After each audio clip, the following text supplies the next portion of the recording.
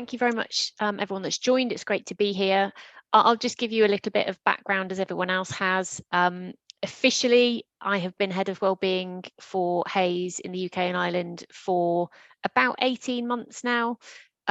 Unofficially, I've been trying to improve workplace wellbeing at Hayes for probably about 10 years, and I've been at Hayes for 22 years. So my route into wellbeing is a little bit different to others that have spoken so far, in as much as I didn't work in HR, I didn't work in that space at all. I was a recruitment consultant and I was an area director, and I was very much at the sort of face of sales within Hayes, and really experienced what it was like to be in that high pressured sales environment, and was responsible for quite a large team, and could really see how a lot of the way in which our work was designed and the way in which we responded when we were putting people under pressure was really not helping people be at their best and perform at an optimum level. So my interest with wellbeing really started around looking at how we could use wellbeing as a tool to enhance and sustain performance. And what I found over the years is that the more I spoke in that language and linked what I was talking about to performance, the more our senior leadership team were interested in hearing what I had to say. And that when we moved away from this idea that well-being in the workplace was all about yoga and bananas, but more to how do we create a culture that really empowers people to make positive choices that then enables them to perform at an optimal level sustainably, all of a sudden people wanted to hear what I had to say. So my journey at Hayes has been an interesting one, as I say, coming from doing the day job that I'm now trying to help people and support people in, to trying to look at the ways in which we can improve how we support a culture to foster positive well-being. Over the last few years, I've done numerous different courses, but was really keen to try and underpin what I was doing with some sort of professional qualification, because for me, it was a career move later on in my career into something completely new and different. So really wanted to make sure that I was underpinning that with some solid foundations. And actually, she's not on the call as we've seen, but Sam's recording. Sam is totally responsible for the fact that I'm now also doing my master's in workplace health and health and wellbeing, sorry. And I think that's really, really helped give me confidence in some of the things that I talk about, but also challenge the way I think about how we should look at wellbeing in the workplace. Because I think up until I started doing my master's, certainly in our workplace, it had been quite a haphazard approach. We'd spot something that wasn't right and we knew we needed to do something about it, but we didn't really underpin what we were doing with any kind of theoretical knowledge or understanding, or look for evidence to support the solution that we were putting in place that had been proven to work before. So it was really quite haphazard. So I think that's really changed our approach. We are still very much on a journey at Hayes, and it's interesting because talking about the actual strategy document has been the source of headache for me for months, frankly, because I feel that we are in the embedding stage. We've got some brilliant initiatives and programs, but we are only just pulling that together into a coherent strategy. And I think that actual document, what does that strategy look like? How do you pull it together?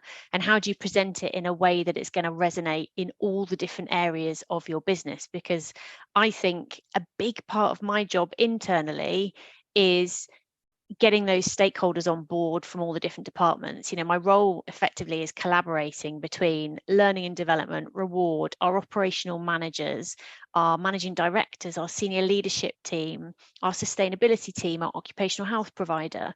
It's making sure that we can kind of change the language and the narrative to be relevant to the group that we're talking about, to get them on board with the same overall vision and working out what that vision should be.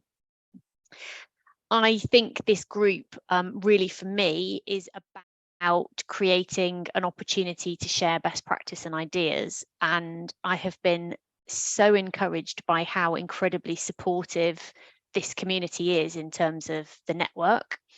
I absolutely wouldn't be in the job that I'm in right now if it weren't for some of the people on this call who've had me on the phone going, I think I'm just going to give up. They still won't create this job for me. And I just feel like it's too hard. It's really too hard.